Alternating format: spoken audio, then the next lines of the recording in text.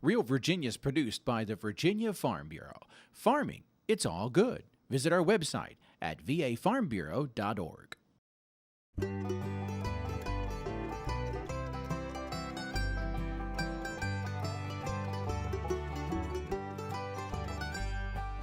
Home will always be Virginia, between the Blue Ridge and Chesterfield Bay, Atlantic to Appalachia, home in my heart always.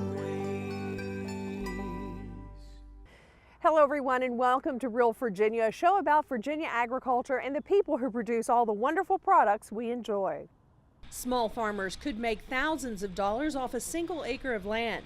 Risotto and Virginia country-style ham are key ingredients in a recipe from the heart of the home, and folks at Richard Bland College are going nuts over a new crop at the historic campus. Welcome back, everyone. We are here on the campus of Richard Bland College, and this former 19th century plantation is now, in fact, a branch of the College of William and Mary. And behind me you see a pecan grove, and this is a century-old grove that's going to be the centerpiece of our closing story. But first, we want to go down the road a bit to Virginia State University, where there's some new research going on. In fact, Norm Hyde says this project can make a real difference for farmers across the state. Large or small, making a profit is the biggest challenge to succeeding as a farmer. Retired Virginia Cooperative Extension agent Clif Slade relied on his own experience to develop a technique to maximize the amount of crops a small grower could harvest from a single acre of land. He calls it the 43-560 project. Basically, 43-560 is nothing new. It's square foot gardening put on a commercial scale. It's all it is. But when you start talking about grossing $43,560 an acre, then you're not a small farmer anymore. You might be a small farmer, but you're grossing big bucks. Slade spent several years researching his techniques on his own farm before putting a demonstration plot in at Virginia State University's farm in 2013. It's all about making the growing process simple while maximizing what you get for your crop. We want to see if we can grow a head or a pound per square foot. And some of the top crops that I pick out right initially would be Irish potatoes. They would do that. Carrots would do it. Spring onions would do it. And as far as the leafy green vegetable crops, lettuce is my favorite, but my all-time high would be bok choy. But growing a lot of crops is only half of Slade's program. He insisted growers have their crops sold before it's harvested. There are 4 methods to sell or increase your profits for local produce. Sell it from your own farm, sell produce to another community-supported agriculture operation, sell it at a farmer's market, or process it so it's more appealing to your customers. And growers need to plant crops that are popular. Every CSA owner that I went to and every restaurant owner that I would talk to, I would say, what is it that I could grow for you that you're having a tough time getting? And it was a common denominator almost every time. It was cabbage, carrots, onions, and lettuce. Other techniques Slade introduced include standardizing fertilization to a 5-gallon bucket method. The soil pH must be 6.5. He uses organic products and says you can use his method with a tractor or without. But I also tell some small farmers, if you've got a quarter of an acre and you don't have a tractor, you can do this. All we need is 2 tomato stakes and a roll of baling twine that's 100 feet long. And you can stake it off on both ends, plant your row, move it over a foot, and repeat the process and do it again. I'm a large tractor farmer and I'm a small tractor farmer, or 43-560 farmer. And I'm happy to report that on 2 acres I can make more money than the other 100 acres of open tillable cropland that I have, planting the soybeans and small grains and the things like that. So, and it's my love too. I like raising vegetables as well. Slade is enthusiastic about this technique, and like any good extension agent, he's eager to share his knowledge and success. VSU is recruiting volunteers to help with the research plot next spring to get hands-on experience. And they'll have a field day in June to introduce potential growers to vendors and fellow growers. That way, those volunteers or apprentices would see the type of equipment that we use, the tools that we use, and the strategies that we employ to get all of this stuff planted and wed. Slade says his system is particularly appealing to younger farmers trying to break into agriculture without all the expensive equipment and land needed for row crop production. And young folks have an advantage over his generation. They understand how to use social media. I know farm owners or pick-your-own operations that use Facebook and things like that, and they have 18,000 followers. I need to slow down and take the time to do it because my children and grandchildren have shown me that it'll work in marketing anything. To learn more about the 43560 project, contact Virginia State University or your local cooperative extension agent. At Virginia State University, I'm Norm Hyde. The sandy soils of Surry County in southeastern Virginia are perfect for growing corn, wheat, soybeans, and other row crops. Peanuts and cotton are two other traditional commodities raised here, but the amount of acreage set aside for those crops is smaller than in previous decades. With the growth of the local foods movement, there are also several pick-your-own produce farms in the area. Cattle and poultry are the principal livestock, with a few pleasure horse operations as well. Altogether, the 121 farms here generate almost $14 million in cash receipts for the economy of Surry County, Virginia. Today we're in Richmond, Virginia, and we're going to be talking about collard greens from the ground up. Please stay tuned. Well, they're on our farm here in Virginia in Augusta County. We have been here since 1954. We moved here, my dad did. And since then, I've had my two sons and daughter and son-in-law, they're here. I've got grandchildren, so it's a fourth generation here that's on this farm right now. We really feel blessed that all of our family is a part of this farm. They could have chosen different routes. Well, it's a wonderful place to grow up and have a family, and we can all work together and play together. I know there's a lot of families, they go to work and you don't see them till that night, whereas with the farm here, we see each other all day long. It's a wonderful place to grow up and live. Being out here in nature and watching things grow, and just days like today, that's a beautiful day, you just feel very fortunate. I'm Dan Holsinger. I'm dedicated to dairy, my cows, my milk, and my land. The holidays are a time for special meals and traditional crops. Chris Mullins shows us a group of urban farmers from the city of Richmond that are growing collards from the ground up.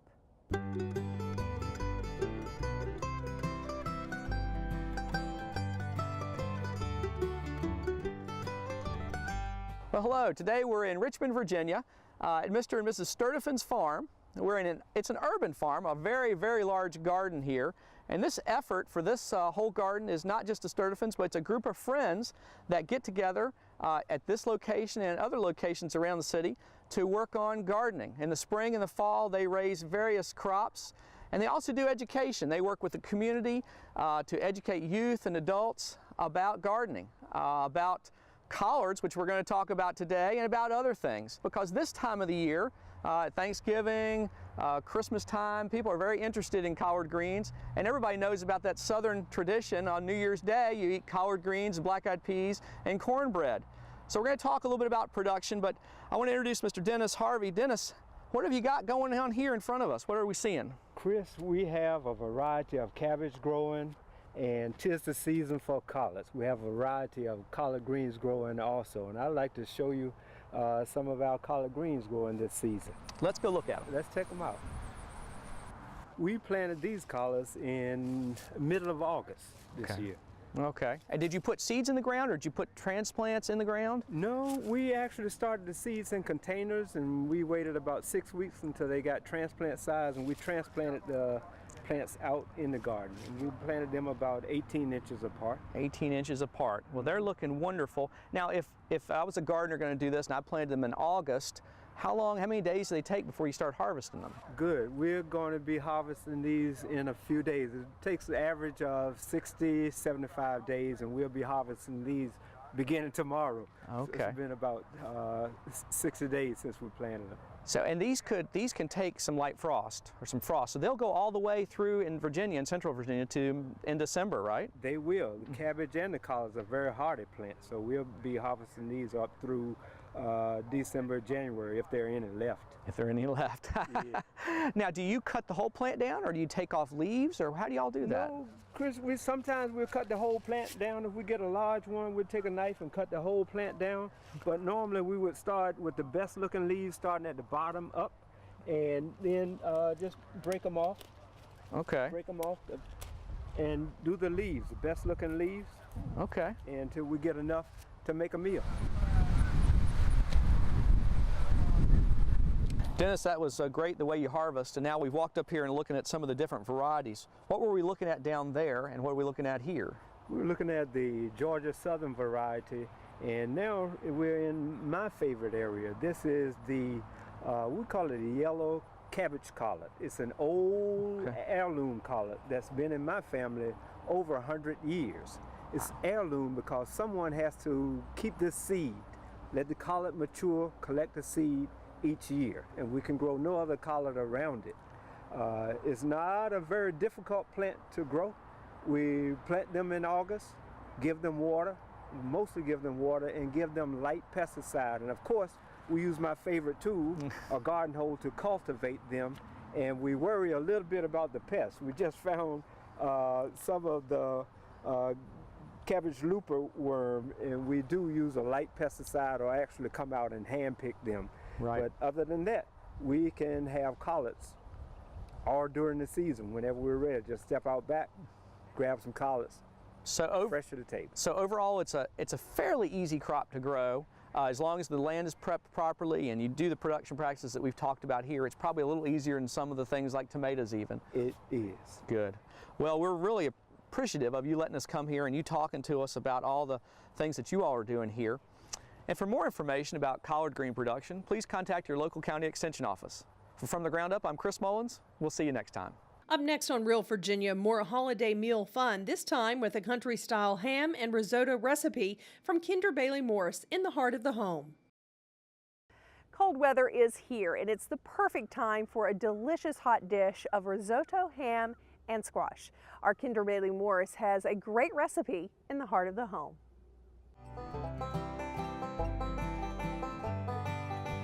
Hi, I'm Kendra Bailey Morris, and welcome to the Heart of the Home.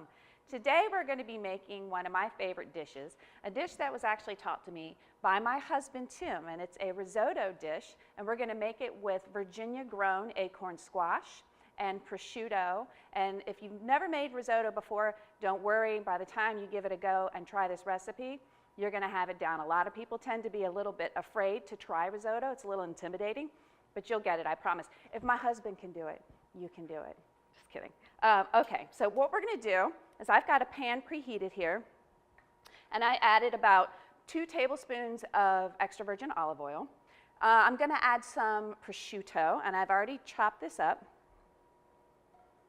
to the pan.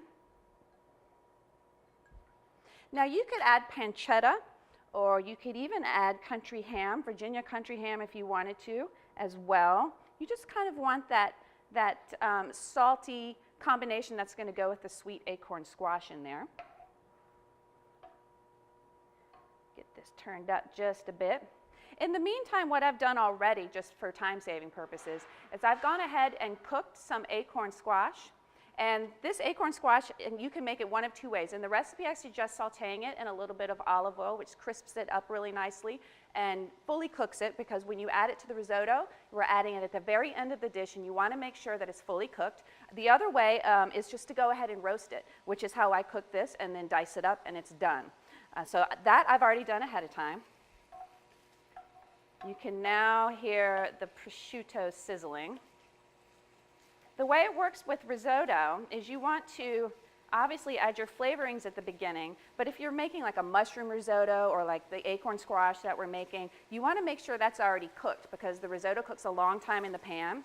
And if you add it all in the beginning, it's going to end up being totally overcooked and not a really good texture. Now I've got some minced onions. I'm going to add that to the pan.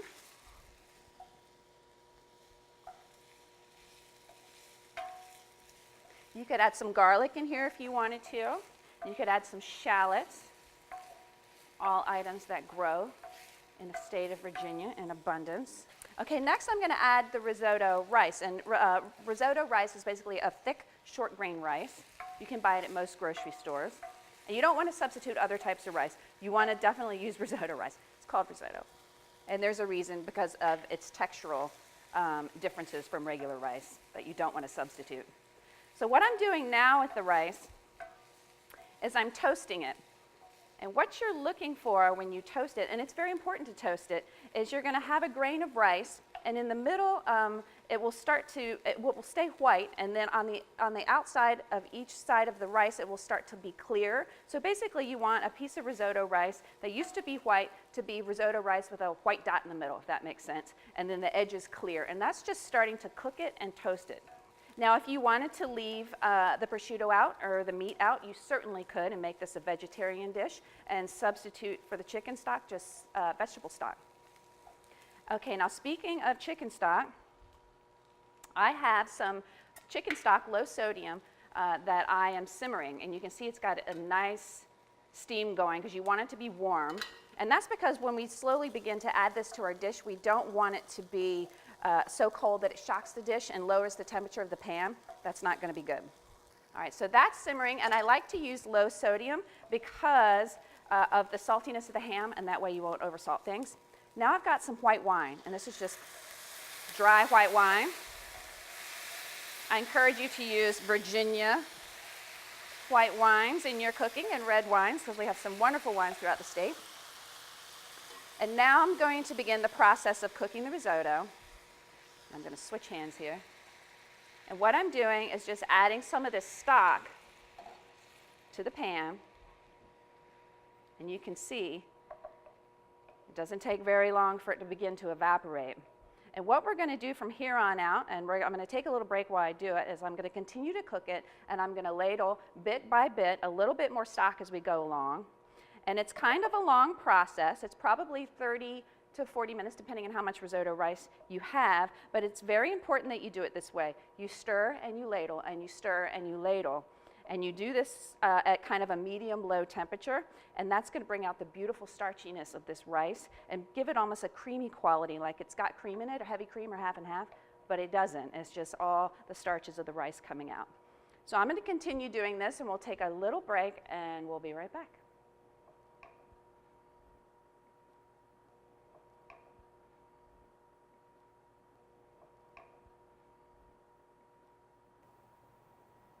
Okay, so the risotto has been cooking about 30 minutes or so.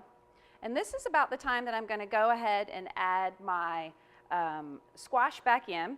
And what you're looking for as far as a visible timing cue is you want it to have this creamy texture. Again, it's thick, it's creamy, it's fully cooked through, obviously.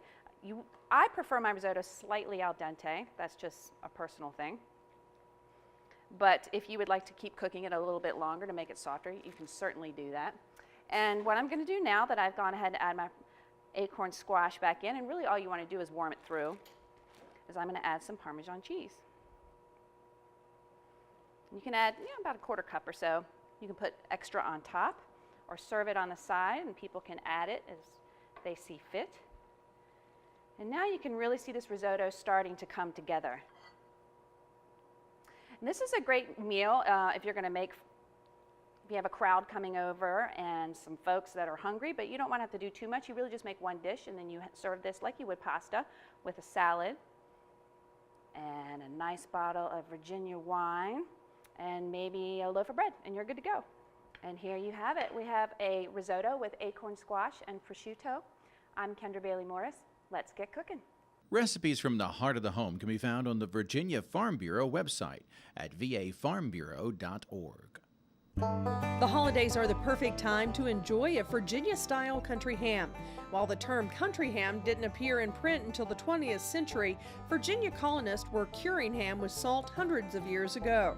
Some historians believe they adapted the technique from Native Americans who used salt to cure wild game. Either way, salt-cured ham has been popular in Virginia and around the world for centuries. That's because before refrigeration, curing meat was the only way to ship and preserve it. Today, you can buy a full-size country-style ham at most grocery stores or just a few slices at a time to enjoy with your holiday breakfast biscuits. Either way, you're carrying on a Virginia tradition.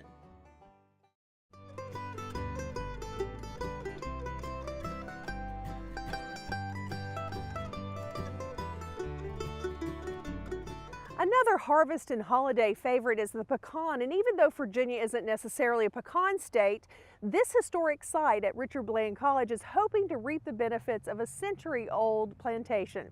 Our Patrick Dunn is standing by somewhere here in the Grove with more. When you think of nuts in Virginia, the kind you eat, you usually think of southeastern Virginia, Wakefield, that area, and peanuts, right? But here on the campus of Richard Bland College in Petersburg, there's a craze surrounding a different nut, the pecan, and it's harvest season. It just so happens that the college sits on a 1,200-acre farm that predates the Civil War. 100 years ago, the former owners, the Seward family, hired a landscape architect to plant 35 acres of pecan trees on their property. This is the oldest and largest pecan grove in the state of Virginia, so it's a point of pride for the campus, and this is partly what's driving our desire to preserve the grove. It has tremendous historical significance. That's where Farm Bureau's Tony Banks chipped in with some agricultural insight and advice to help bring back the farm. We've been working with staff at Richard Bland College to identify production practices and harvest practices that would be conducive to the pecan enterprise. We've looked for some market opportunities, and we've also connected the college with some potential buyers both here in Virginia and North Carolina. With more than 500 trees and plenty of pecans falling to the ground on a daily basis, their new equipment will be put to the test. But Dr. Slade and her staff realize that it's just the beginning of an amazing journey into unexplored territory. As we learn more this year, we really are going to be developing a whole set of programs that will make sense for the community. We simply want to be sure that we're responding to what the demands and the interests are. And that's the essence of this project.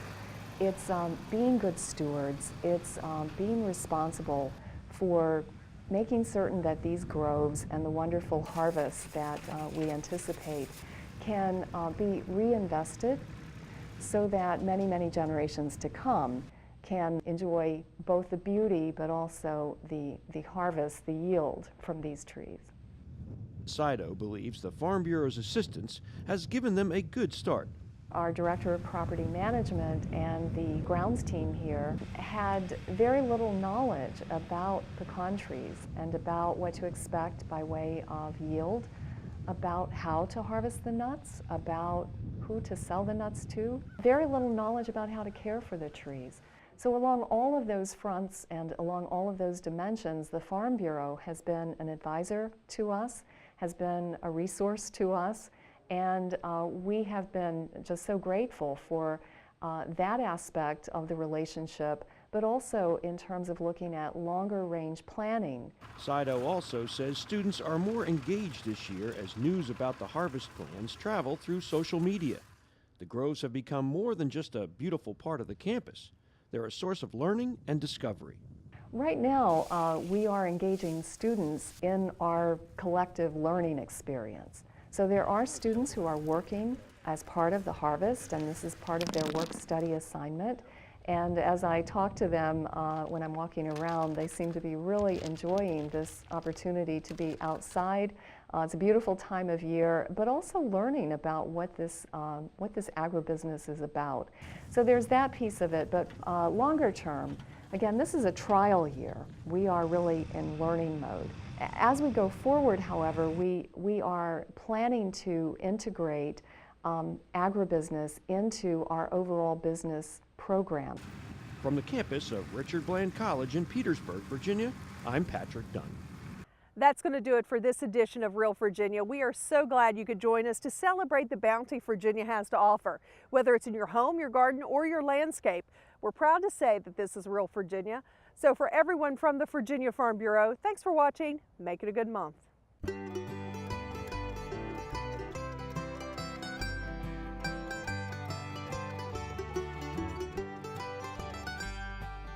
Home will always be Virginia, between the Blue Ridge and Chesterfield Bay.